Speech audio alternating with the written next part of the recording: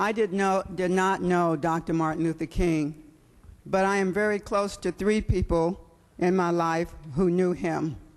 The first person is the late Congressman George Brown, who I worked with for over 20 years. He marched with Dr. King, and he was a political person, and he spent his political career fighting for justice for everyone. The second person that knew Dr. King that I'm close to is Dr. Irene Dorothy Heights. She's the president of the National Council of Negro Women, and she spent most of her life in the Peace Corps working for justice for everyone. And it's documented. She's written a book about her experiences and about her voting help in the southern states, marching with Dr. King, and Mr. Brown's record is also documented.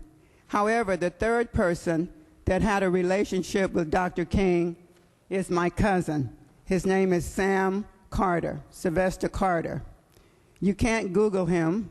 There's no book written about him. His experience with Dr. King is written in my heart. My cousin Sam and I were born in Neshoba County, Mississippi. Philadelphia is the city that is our home. And I know you've all seen the movies about Philadelphia, Mississippi burning, but my cousin actually experienced it. When I was a young girl, my family moved to California. My cousin's family did not move. He stayed there, his family stayed there to take care of my grandfather's farm. He experienced all of the atrocities that you can imagine living in near Philadelphia, Mississippi.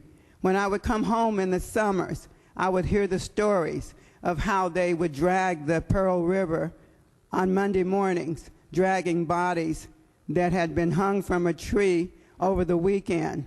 These were true stories. This was long before the country became aware of what was going on in my town. I would hear stories about how he would have to take family and friends to the pastor and teach them how to shoot so that they could protect their churches at night, including the church that my grandfather built. All of these stories I heard over the summers that I went home to visit my family.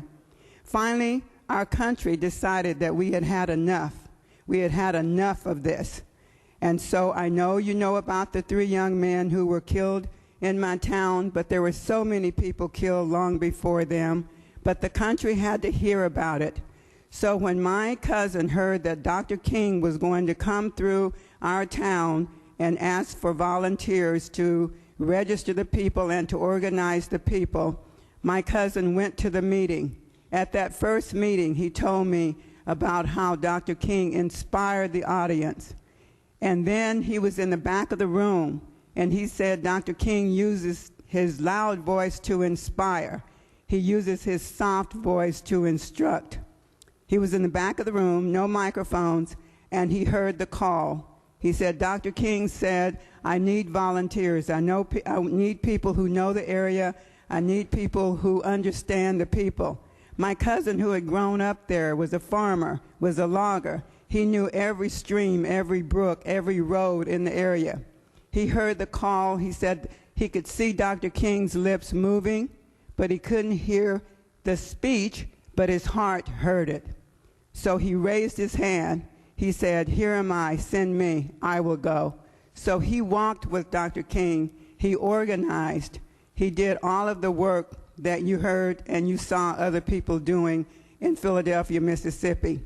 Finally, it got to the point where it was just so much that the families started threatening the mothers and fathers of these young people who were organized, and they said, you know, call your kids in or we're going to take your jobs away, we're going to take your homes away. And so my cousin said that they had to go to Dr. King and say, we can't do this anymore because it's too dangerous for our families. And he said in that soft voice, Dr. King said, if not now, when? If not us, who? He said, if we don't stop it now, what will happen to your children? And so my cousin continued on with the fight. He was part of the group who was hosed in front of the drugstore in our little town that we couldn't go to.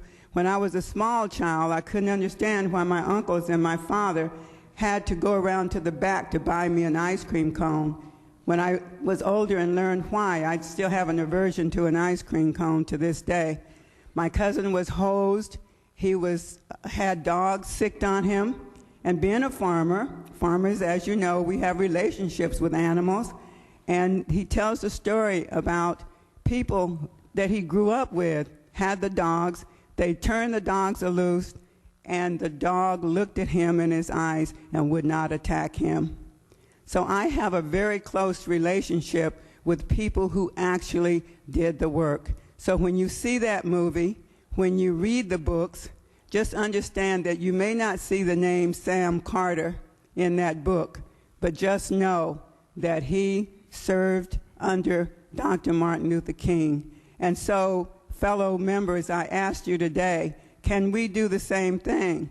Can we answer that question as we're dealing with the shortfall in our budget, as we're dealing with people who need health insurance, as we're dealing with people who are losing their homes?